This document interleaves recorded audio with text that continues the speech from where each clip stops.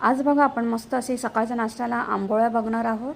आणि 3 वाटी बघा मी तांदूळ घेतलेले आहेत, 1 वाटी उडदाची डाळ घेतलेली आहे। ते 5 ते 6 पाण्यामध्ये चांगले धुवून आपण 8 तास भिजत ठेवणार आहोत।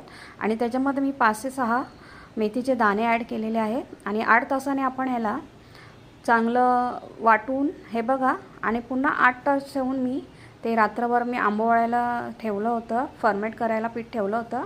आणि त्यातलं पीठ बघा मी थोडंसं घेतलं आहे एका दुसऱ्या भांड्यामध्ये आणि थोडं पाणी टाकलं आहे, किंचित मीठ टाकलं आहे। आणि आता आपण आंबोळ्या करूया मस्त। तर पॅन ठेवला आहे बघा आणि 2 चमचे घेऊन आपल्याला कशी आंबोळी पाहिजे, जाड पातळ मीडियम त्याप्रमाणे करायची। आणि या पिठाच्या आंबोळ्या खूप मस्त होतात, हे बघा एकदम पांढऱ्या शुभ्र आणि त्या खायला पण खूप चवीच्या लागतात। तर तुम्ही हा माझा व्हिडिओ पूर्ण बघा आणि आवडल्यावर लाईक करा।